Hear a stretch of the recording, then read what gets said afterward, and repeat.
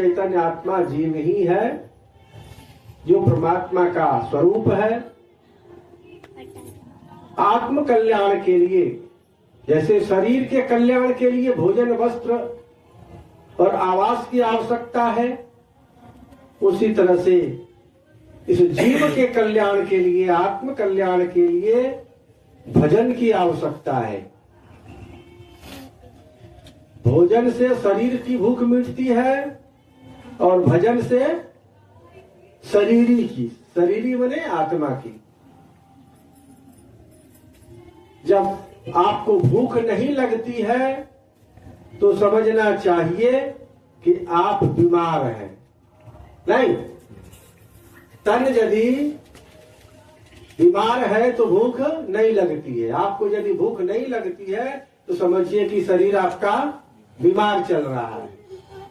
और भजन में यदि मन नहीं लगता है तब क्या समझना कि मन तुम्हारा बीमार है। भूख नहीं लगती तो तन बीमार है, और भजन में मन नहीं लगता तो मन बीमार है। तो तन बीमार है तो उसके लिए कहाँ जाते हो? डॉक्टर के यहाँ। अब मन बीमार हो जाए तो कहाँ जाओगे? गुरु के यहाँ, संतों के यहाँ, संत गुरुजनों के यहाँ जाओगे मन की बीमारी को दूर करने के लिए। तन की बीमारी डॉक्टर ठीक करेगा। कैसे करेगा? दवाई लिखेगा, दवाई लिखेगा, और दवाई खरीद के लाओ और खुट्टी में टांग दो, झोलांग कोठी पर रख दो, तो रोग छूट जाएगा? नहीं ना, खाओगे तब ना। और खाने के लिए कहा है एक गोली सुबह, एक गोली दोपहर, एक गोली शाम, और तीनों गोली एक के बार खा जाओ, या 10 दिन की दवाई एक के बार खा जाओ, जल्दी छूट जाएगा। क्या होगा? डॉक्टर जो दवा लिखा है उस दवा को मेडिकल से खरीद के ला के जिस विधि से बताया है उस विधि से सेवन करोगे तब तुम्हारे शरीर का रोग जाएगा, तुम स्वस्थ हो जाएगा। भोजन, भूख खूब लगेगी, भोजन खूब करोगे और शरीर तुम्हारा चुस्त और दुरुस्त होगा, काम कार्य के लायक होगा, ऊर्जा से परिपूर्ण हो जाएगा। और डॉक्टर के बताए हुए दवाई का उपयोग सही तरीके से नहीं करोगे तो रोग जाने वाला नहीं है, तंदुरुस्त नहीं होगा, भूख नहीं लगेगी, दिन प्रतिदिन शरीर जर्जर हो जाएगा और एक दिन राम नाम हो जाएगा कि नहीं? उसी तरह से सारा मिटिया मेट हो जाएगा। उसी प्रकार से यदि मन बीमार है, सदगुरु संतों के पास गए, सदगुरु संत ने जो जुक्ति बताई, जो भेद बताया, जो नाम दिया, दवाई के रूप में क्या दिया? नाम दिया। और नाम को बता दिया कि कम से कम सुबह और शाम 1 घंटा आधा घंटा बैठ करके सुमिरन भजन करो, इसी से तुम्हारा कल्याण होगा। दीक्षा तो ले लिया, मंत्र दान ले लिया, और मंत्र को जो है बक्सा में ताला लगा के रख दिया, और फिर जैसे चलते थे वैसे चल रहे हो। कभी भजन में बैठते नहीं, ध्यान करते नहीं, सुमिरन करते नहीं, तो बेड़ा पार हो जाएगा क्या? नहीं होगा। इसलिए नाम रूपी दवा को रोज रोज सुबह और शाम समय पर बैठ करके 1 घंटा, यदि गुरु ने बताया 1 घंटा तो 1 घंटा, आधा घंटा तो आधा घंटा, 20 मिनट तो 20 मिनट। जैसा रोगी होता है, जिस तरह का रोग होता है, उसी तरह की दवाई डॉक्टर लिखता है। उसी तरह जिस तरह का भक्त होता है उसी तरह का उसको नाम दान दे करके समय बताया जाता है। तो तुम इतना देर सुमिरन भजन किया करो। नाम नहीं सुमिरन करोगे, हरि का जप ले बंदे, फिर पाछे पछताएगा।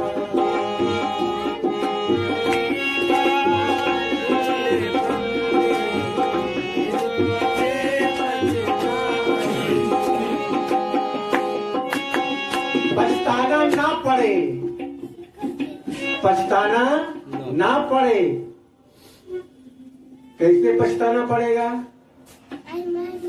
क्योंकि जीवन भर भजन सुमरन नहीं करोगे और मृत्यु सैया पर जब पड़ जाओगे तब याद आएगी कि अब तो हम छोड़कर संसार, छोड़ के संसार जब तू जाएगा, कोई न साथी तेरा साथ निभाएगा। छोड़ के संसार जब तू जाएगा, कोई न साथी तेरा साथ निभाएगा। छोड़कर तो जाना ही पड़ेगा ना। कोई पकड़ के रहा है इस संसार को, ये मकान दुकान खेत खरिहान को, बेटा बेटी नाती नतनी पोता पोती को कोई पकड़ कर रखा है आज तक? आया है सो जाएगा। राजा रंक फकीर, एक सिंहासन चढ़ी चले और एक बांधे जंजीर। एक व्यक्ति गया, लोगों में बड़ी खुशी हुई, बढ़िया हुआ चला गया। ऐसा दुष्ट को तो कब का चला जाना चाहिए था। ये जब तक रहा सबको परेशान करता रहा। किसके साथ इसका लड़ाई झगड़ा नहीं हुआ, मारपीट नहीं हुआ, किसको इसने नहीं सताया। ये दुष्ट मर गया, बहुत अच्छा हुआ। लोग खुशी मनाता है। और एक लोग जब चला जाता है तो रोता है, दुखी मन से। बेचारा बड़ा भला आदमी था, कितने लोगों का इन्होंने उपकार किया, कितना दानी आदमी था, कितना सत्संगी था, कितने लोगों का इसने भलाई किया, उसके लिए लोग रोता है। जब तू आया जगत में, जग हंसे तू रोए, और ऐसी करनी कर चलो, तुम हंसो जग रोए। जब तू आया जगत में तो संसार के लोग खुशी मनाते थे, बेटा हुआ है,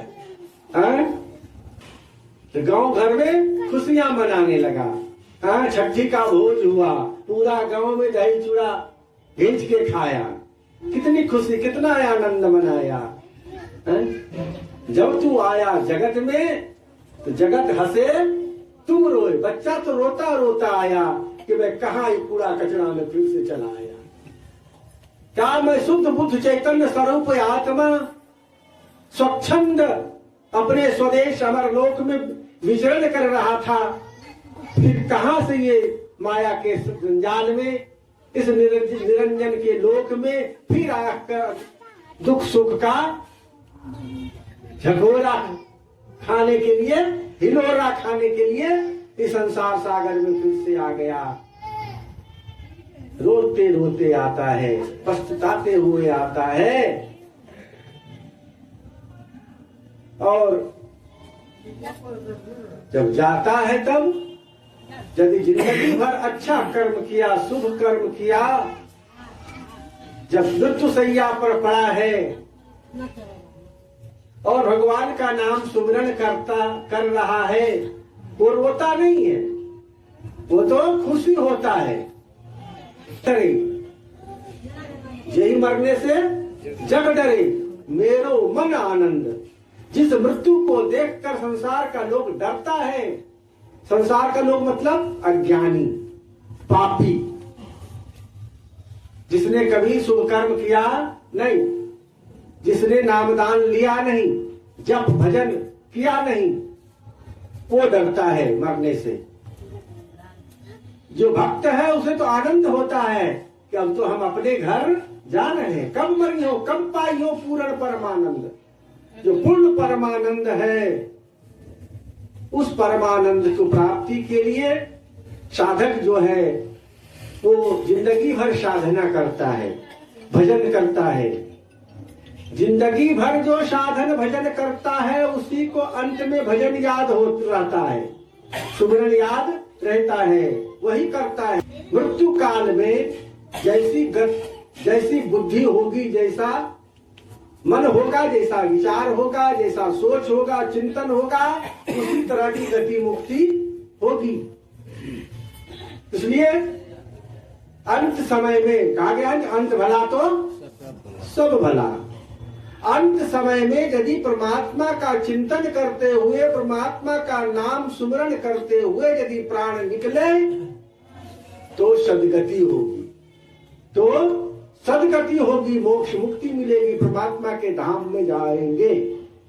और यदि मृत्यु काल में विविध प्रकार का चिंतन हो गया, चिंतन इसको बोलते चिंता, बेटा का चिंता हो गया, अरे बेटा का तो अभी तक ब्याह नहीं किए हैं, अब हम चल रहे हैं, कैसे होगा, वो कैसे रहेगा, बेटा का हो गया। या खूब बढ़िया महल बनाया है, 2 महल 4 महल, बढ़िया सुंदर मकान, एकदम चकाचक लग रहा है, उसी महल को देख रहा है और प्राण उसका निकलने का हो गया है, तैयार है, और उसका मन कहाँ अटक गया, मकान में। तो किसमें जन्म होगा जानते हो, छिपकली में। खूब दीवार पर घूम घूम के घर मकान देखते रहेगा, यहाँ मकान हम बनेला चाहिए। और कहीं सामने में गोदरेज रखा है, इसमें अपना कमाया हुआ धन दौलत रखा है, उस पर यदि नजर टिका और उसी समय प्राण उसका छुट गया, मन में भाव रह गया, रे काम सोना चांदी राख लो पुतो हो तो बतैबो न कर लिए, चाबियों ने दे लिया और चलना हम, तो धन में रह गया उसका मन, तो उसका जन्म होगा किसमें, सांप में। घूम घूम करके घर के चारों तरफ निगरानी करेगा कि चोरवा इसको चुरा करके न भाग जाए। अब बेटा पुतहिया पोता पोती जिस दिन देख लेगा, उस दिन क्या करेगा, थोथना चूर देगा। जिस धन दौलत बेटा बेटी को तुम इस जन्म में कमाए हो, जमा किए हो, अगले जन्म में उसका उपयोग कर पाओगे क्या?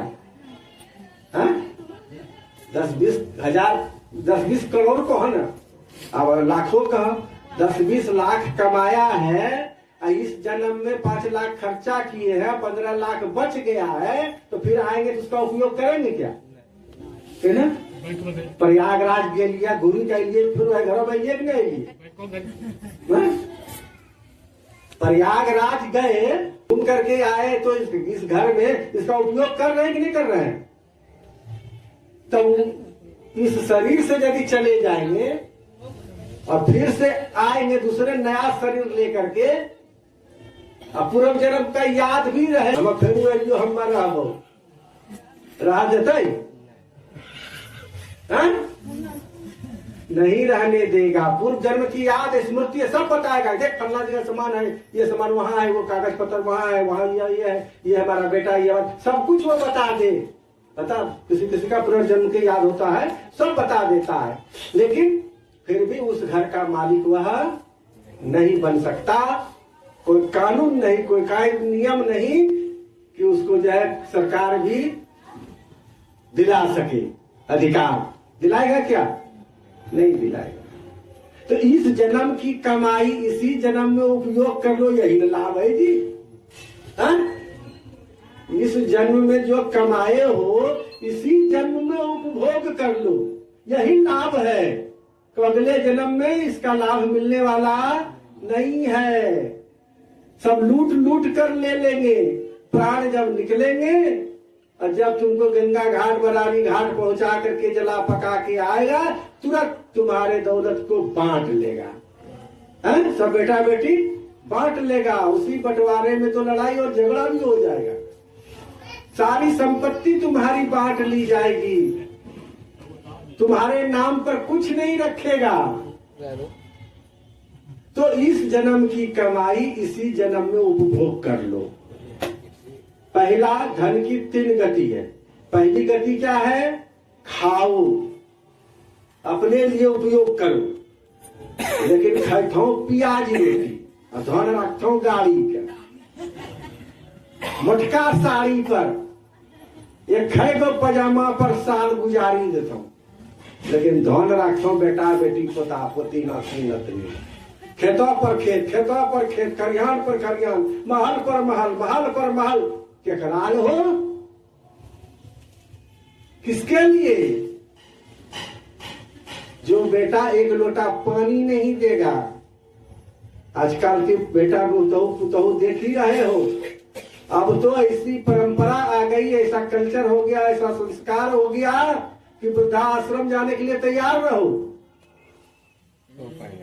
दूसरा कोई उपाय नहीं है। तब संत लोग कहते हैं, हमारे ऋषिगण कहते हैं कि उस संपत्ति जो तुमने अर्जित किया है, सबसे पहले अपने लिए उपभोग कर लो, बढ़िया भोजन करो, एकदम 56 प्रकार का भोजन रोज बनाओ, लगेगा 4 घंटा बनाने में, रिझ के बनाओ। एक महात्मा हमारे यहाँ थे, बनारस में जब हम पढ़ते थे, केशवानंद जी का नाम था, तो वो जो है एकदम सवेरे 6 बजे से लेके 10 बजे तक भोजन बनाने में लगे रहते थे। रामानंदी थे तो ठाकुर जी को भोग लगाना है भाई, तो ठाकुर जी को भोग लगाना है तो 56 प्रकार का भोजन लगेगा ना, 36 प्रकार का भोजन बनेगा। बहु व्यंजन वो बनाते थे। उसके बाद तब पारस करके और ठाकुर जी को निकाल के रखते थे और भोग लगाते थे। उसके बाद मस्ती से सभी भोजन करते थे। कहते थे कि ठाकुर जी का प्रसाद के रूप में हम सब भोजन करते हैं। करना क्या है? शरीर को भोजन देना है और मन को भजन देना है। मन से भजन करना है, तन को भोजन की जरूरत है। तो सबसे पहले खूब बढ़िया भोजन करो, दाल भात सब्जी, 2-3 गो सब्जी, चटनी अचार सलाद पापड़ दही घी। अब घी और दर्शनो नहीं होइ छै, भोजन नहीं खिलाय छै। पहले तो भोजन दै छलै एक चम्मच एक चूरू दै छलै ना। पहले हमको याद है बचपन में कलाई के दाल में 1 चूरू दै छलै, एना के 6 उठा के ओकरो बाद चम्मच से चलऽ लगे।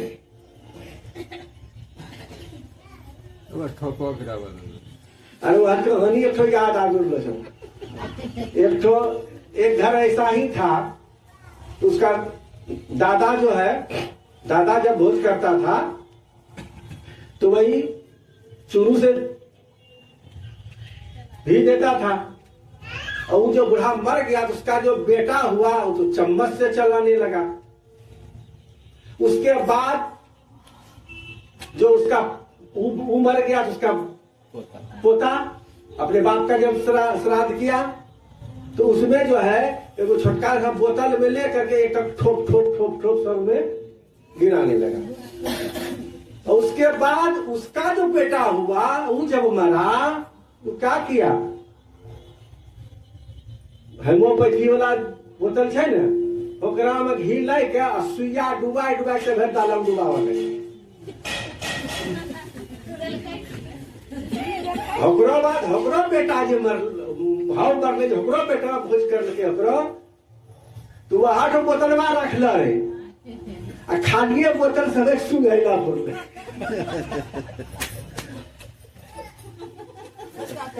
आबत वो सुधौल नहीं मिले की मिले छै भोजवा घी साफ, जो घी दूध दही घी ये सब भोजन हम लोगों को करना चाहिए, शरीर की पुष्टि के लिए, दिल दिमाग की पुष्टि के लिए। तो हम भोजन ठीक से नहीं करते हैं और खाली खेत खलिहान और मकान दुकान बढ़ाने के फेर में रहते हैं, शरीर जाए भाड़ में। जिंदगी भर कमाते हो हाय हाय, जमा पैसा करते हो, बुढ़ौती में रोग लग गया, क्यों खाया बढ़िया से तो नहीं है, बढ़िया से पौष्टिक आहार जवानी में किया नहीं, तो रोग पकड़ना शुरू हो गया नाना प्रकार का। अब जो भी कमा के रखे हो खेत खलिहान बेच के अब लगा दो। एक अक्के बार ऐसा रोग आता है तो 2-4 बीघा खेत अक्के बार बिक जाता है। तो ऐसी कमाई किस काम की? इस शरीर से खूब कमाया, खूब दौलत जमा किया और सब दौलत को लास्ट में ले जाके डॉक्टर का पेट भर दिया। अरे पहले से इस शरीर को खिलाओ, मजबूत रखो, शुद्ध सात्विक आहार, पौष्टिक आहार इसको दो। खाता है तो लोगों का पुड़िया, कौन सी चीज पुड़िया ना, पुड़िया खाता है, खैनी खाता है, दारू पीता है, उससे तुम्हारा शरीर पुष्ट होगा क्या? तो शरीर तुम्हारा और जर्जर हो जाएगा, और भी जो कमाते हो उसको तुमको देना पड़ेगा डॉक्टर के यहाँ।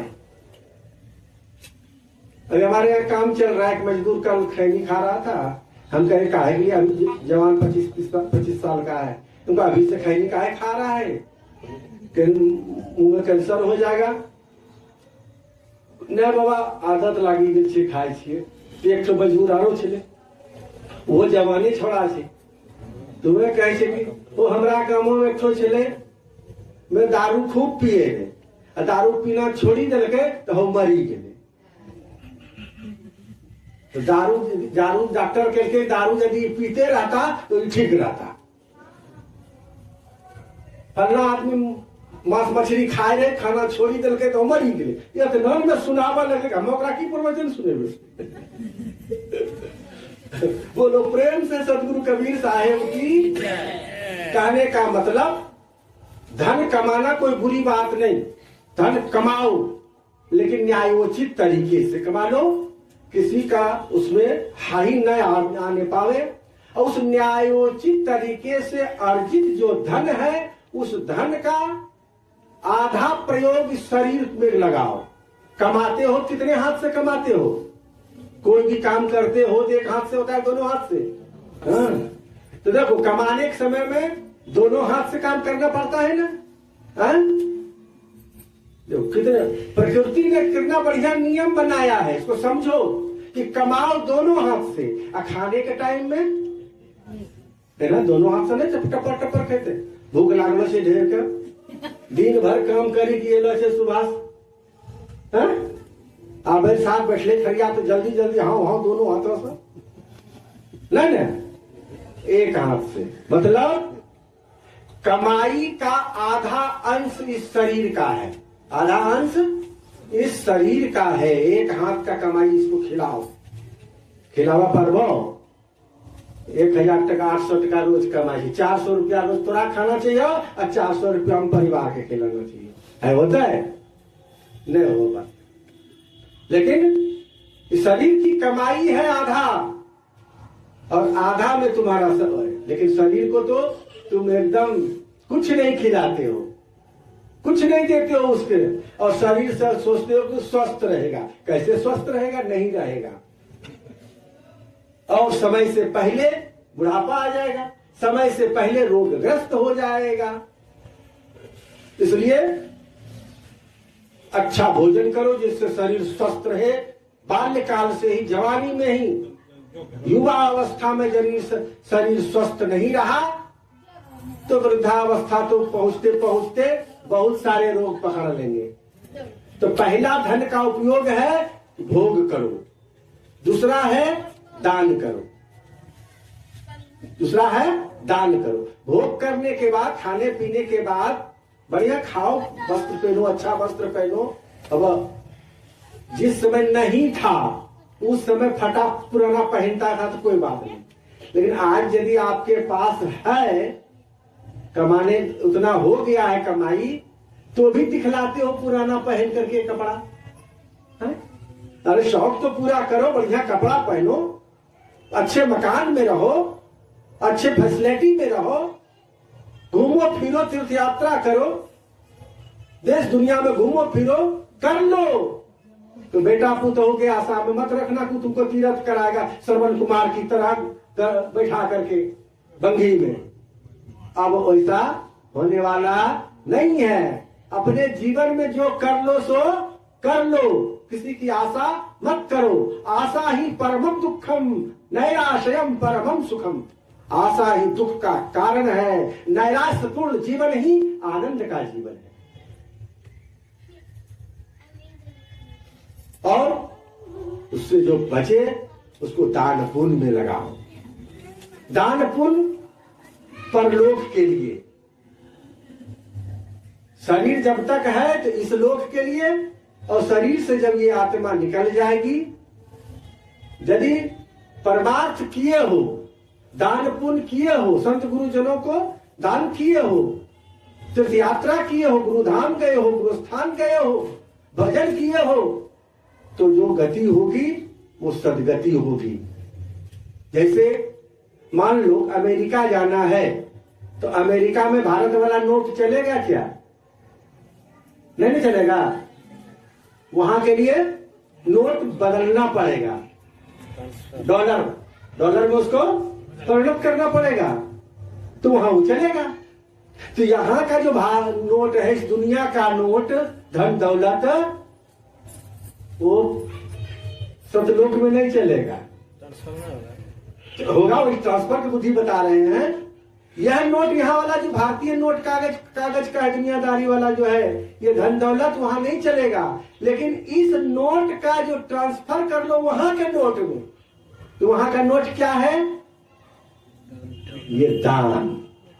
जो संतों को, गुरु को, जो आपने दान पुण्य किया, जो गरीबों को, जो जरूरतमंद लोगों को आपने दान किया, भूखे को खिलाया, भूखे को खिलावे खीर, नंगे को पहरावे चीर, प्यासे को पिलावे नीर, इतना बांटे सत कबीर। सतगुरु कबीर साहब कहते हैं, इतना जो बांटे, भूखे को कुछ खिला दो, दरवाजा पर से किसी को ऐसे मत घुमाओ। कोई यदि आ गया, आजकल तो कुटुंब का देखी के माथा भारी हुई ना। पहले यदि कुटुंब आता था दरवाजे पर, तो लोगों को खुशी होती थी, फूफा आइले, फूफा आइले, फूफा आइले, मौसा आइले, चचा आइले, खुशी होती थी, लोग दौड़ के दरवाजे पर जाता था। तो पहला कुटुंब तक आप दो नाम भी लाके आवे रे ने, बस वाला छिट्टा में जिलेबी और टिकरी, तो बच्चा से दौड़ी का आवे, खुशी हुए। हाँ, घर वाले को भी खुश होता था एकदम। कुटुंब जब आ जाए तो 2-4 प्रकार की सब्जी बढ़ जाता था, दही दूध के इंतजाम हो जाता था। लेकिन कुटुंब और भागस बेलैया भागस सिक्का टूटे छे, और कुटुंब और भागस घरैया और भाग छूट खुले छे। पहले ही कहावत था कि कुटुंब जब आता था तो बढ़िया बढ़िया 2-4 तो भोजन बनता था। तो आज तो कुटुंब को देख करके भारी लगता है। आ गया तो खाए पी तैले हो, अब तो समय खत्म हो गए से, कुछ बने गए कि खाए पी तैले हो, अब क्या कहेगा? अब कुटुंब क्या कहेगा? खाए पी के तैले जो हम रोज भी कहीं जाए थे, साहब जी भोजन तो हम लोगों का हो गया है, आप तो कुछ रास्ते में खा पी लिए होंगे। हाँ खा लिए थे, लाए थे घर आश्रम से, वही खा लिए है, तो पानी पिला दो 1 गिलास। तो अब देखो अंतर हो गया ना।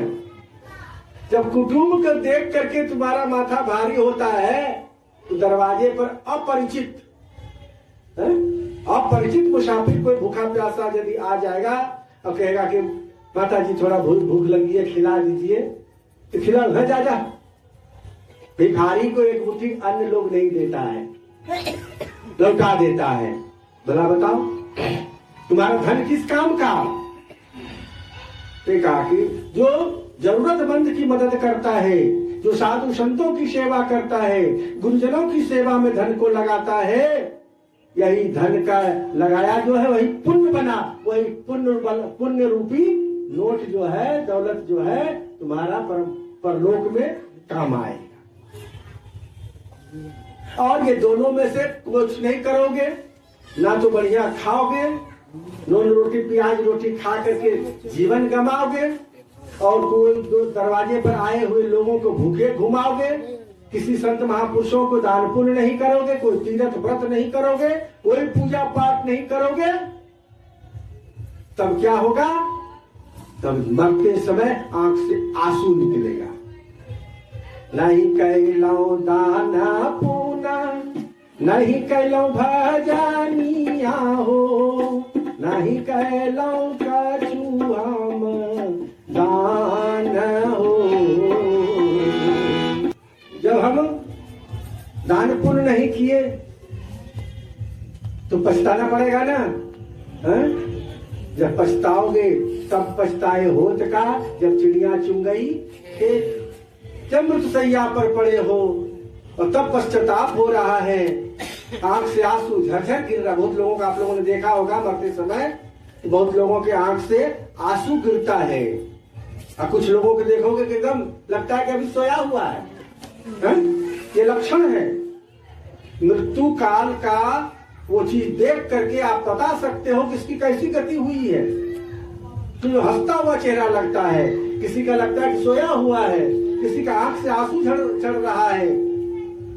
जो सुमरन भजन करते हुए परमात्मा को याद करते हुए जाता है, उसका चेहरा एकदम प्रसन्न चित्त रहता है। तो सुमरन भजन तो जो जिंदगी भर किया है वही कर सकता है अंतिम अवस्था में।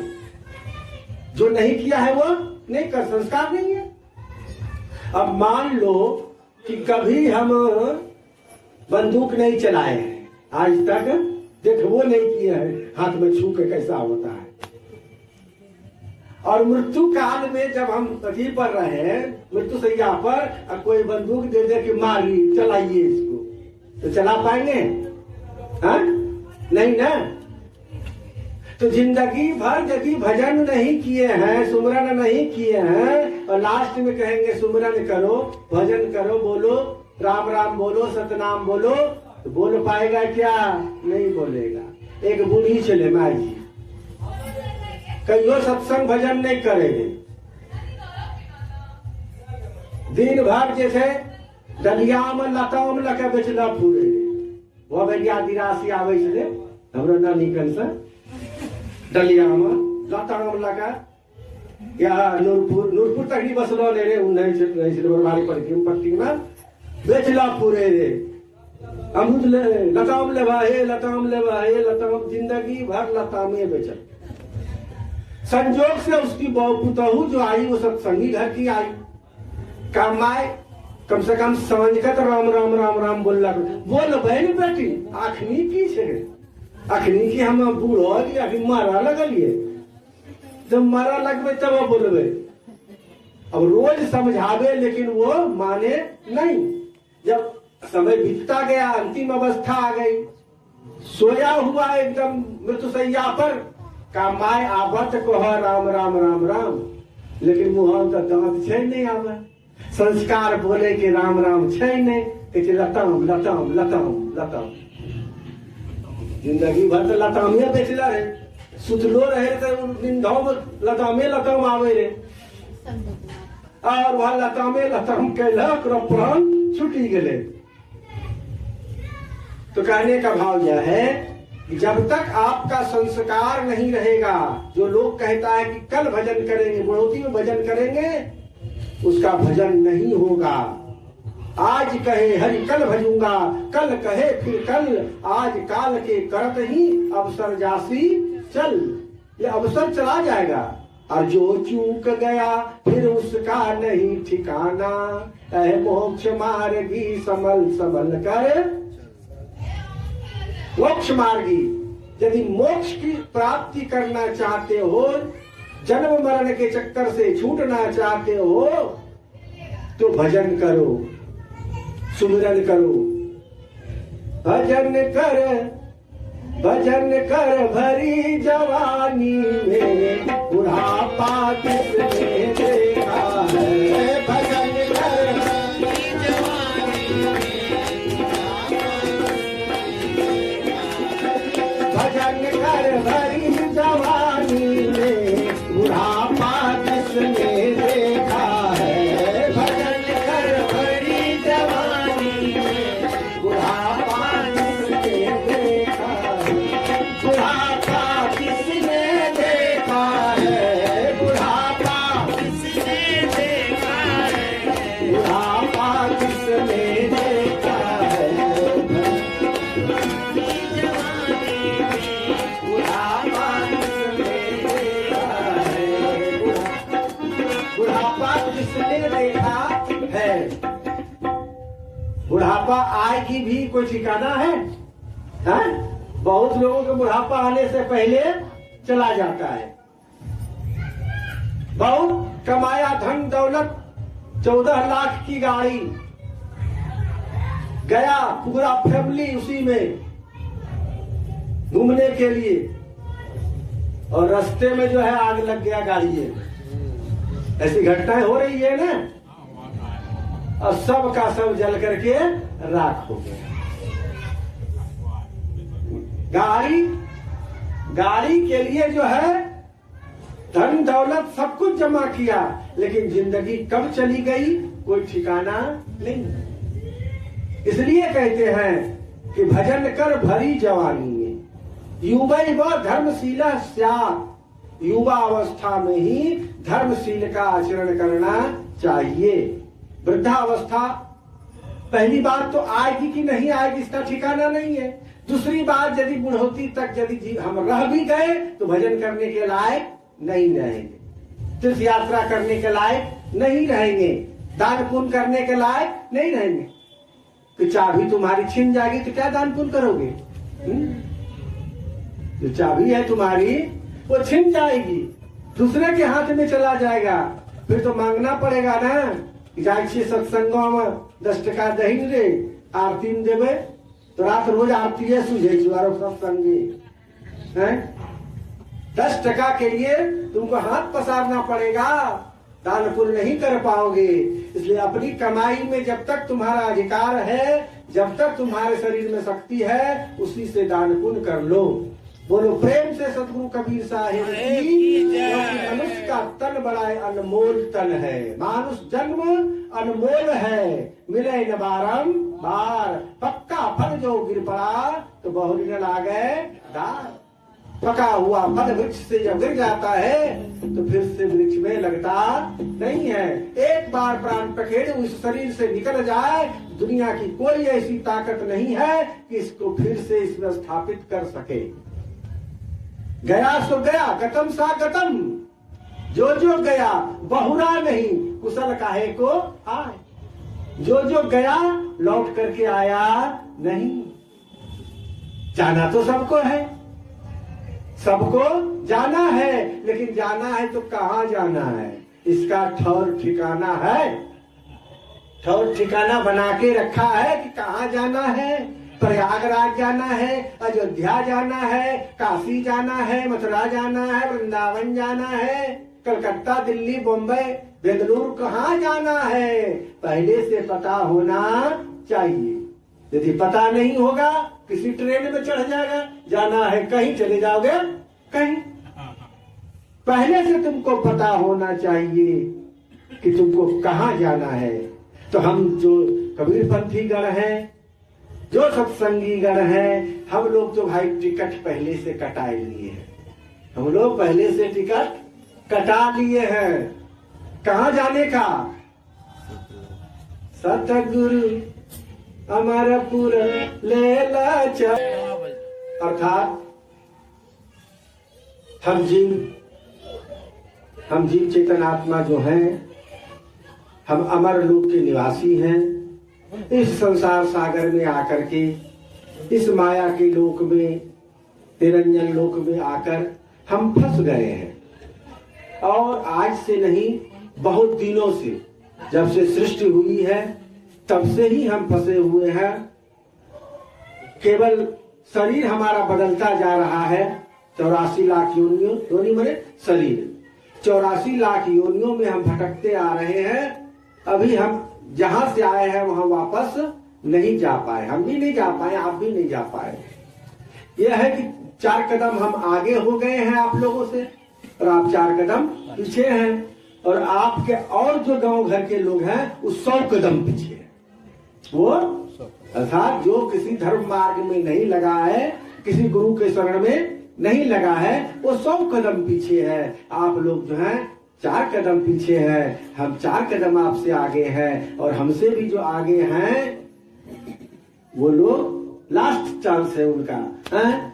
चले जाएंगे अमर लोक में, फिर वापस नहीं आएंगे। आप भी यदि अभी से संस्कार है तो निश्चित रूप से कल अगला जन्म जो होगा हमारे पोजीशन पर होगा, फिर मोक्ष मुक्ति होगी। क्यों? भक्ति भजन एक जन्मों की कमाई से मोक्ष मुक्ति नहीं मिलती है। जन्म जन्म मुनि जतन कराए, जन्म जन्म जन्मांतर तक थोड़ा थोड़ा थोड़ा थोड़ा थोड़ा थोड़ा फिर हो भाई, बिनु थम्बे जस मंदिर थमाई।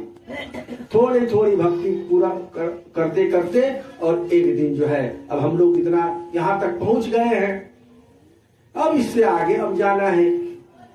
तो इसलिए भक्ति भजन में मन को लगाते रखना चाहिए।